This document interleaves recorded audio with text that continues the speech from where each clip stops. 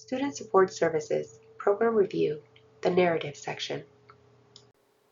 So after you log in, you should be getting here to your Student Services landing page, and you should be in your department. So the first thing you want to do is go ahead and go to this hamburgers little menu, and you are going to be going to the Student Support Services Review Narrative section. So you go ahead and click on it, and then it should give you this little menu. As you can see, Student Support Services Review Narrative, and you're going to go ahead and click Add New. So depending on the year, depending on where it's going to take you. This year we are doing the first year, so it's going to take you to year 1. Okay, so the first thing you want to do is go ahead and click on this menu, and it's going to ask you for your report completion status. So since you're going to be getting started, you're going to go ahead and click in progress currently being updated. You're going to select your date of when you're beginning your program review. In this case, you should be starting after the September 1st. And then here you would write any comments you have, any notes in relation to your report or completion. For example, for me, if I would be working on it, I would put today's date and what sections I completed and what I have not completed yet. Then I would update that as I would save it throughout the time that it took me to complete this program review. The next section available here is the overview. So in the overview, it asks you, please provide strengths, weaknesses, opportunities, and challenges. This is what we call a SWOT analysis of your program. So the prompt is asking for a brief description of any accomplishments or challenges your program has faced over the past 4 years. Accomplishments could include things like enrollment growth, improved student success, or even events which maybe attracted students. Maybe some of the challenges you could include could be, enrollment decline, decreases in student success, or if there was like a lack of sufficient resources. So just think of the actions your program has undertaken, right? So what were the outcomes? What did you learn from these experiences? Things like that. The second prompt here, it asks you, by the end of the 4-year cycle, what improvements or changes would you like to see? So this prompt is just asking to look at your program SWOT analysis and look for areas of growth, right? Think of how your program connects with the campus initiatives. What plans can your program put into place to help your department, your program? How can these things help your department grow? How does your department see itself by the end of the 4-year cycle that we are now beginning? So if you need help or ideas, you can always look at how your program connects with the other campus initiatives as well. The third prompt tells you to develop at least 2 program goals you aim to achieve over the next 4 years, and what plan would you implement to reach these goals. So this prompt is just asking to look at your program SWOT analysis, right? You're going to create 2 program goals, but please make sure that you're outlining your plans for achievement within these goals, and just be specific about the strategies and indicate if you require any additional support from the college for your program's goal in the next 4 years. Personally, I always hit save after I finish writing. You don't have to just like auto save, but I just don't trust technology as much, and I just click save. All of these buttons, by the way, they gave you a little bit of like they're like help references. Okay, so you can always click on them to see a little bit of a description. The next section that you're going to be going to is the compliance section.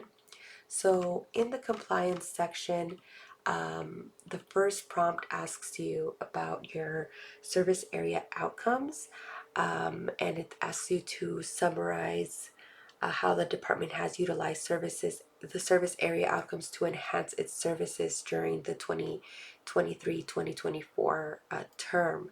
So just to respond to this question, I recommend you pull any assessments as the past cycle to consider how assessment outcomes have actually informed your area's response to servicing students. The next prompt is, how does your department implement the 5 caring campus behavioral commitments in practice? And it does label them here for you so you can always review them. So, just to respond to this question, just give detailed examples of like how you have integrated the 5 EBC caring campus behavioral commitments into practice. You can think of how they have affected your service area's current practices, things like that. The last one, well, not the last one, but the next section here, consider your adopted EMP goals. What improvement plans have you identified that will significantly advance at least one of the 3 EMP initiatives? Well, here, just to respond to this, you can always review your EMP goals, and you can also detail your plans to actually connect your goals to the EMP initiatives. But you could also, click here and, again, it gives you a little bit of hints of like what you can write if you get stuck. The last one, it says, what professional development topics, activities, or trainings would you like your department to pursue during the 2024-2025 period to maintain and enhance its pursuit of excellence? So here, again, just consider your SAO assessment results as you evaluate the needs for your professional development, right? So like oh, my brain just left me for a second. So what opportunities for improvement exist that can be addressed with training and development, right? And then you get to select all that apply, so you can select multiple things if you chose to.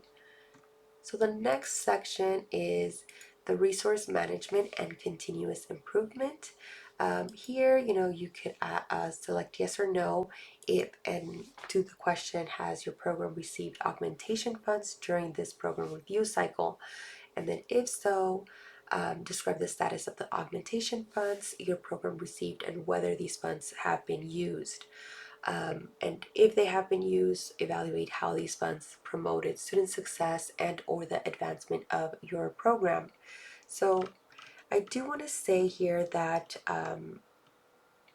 you can also to like to see if your program has received funds, you can always go um, to the previous area in like any to see any of the previous years to see if you actually received augmentation, right? So you are able to go back and see if any of those augmentations funds were received, and and then ask maybe your department if they have used them. And if you're new to the area, or if you've been there, you would probably know better. The last one is just reflecting on extenuating circumstances.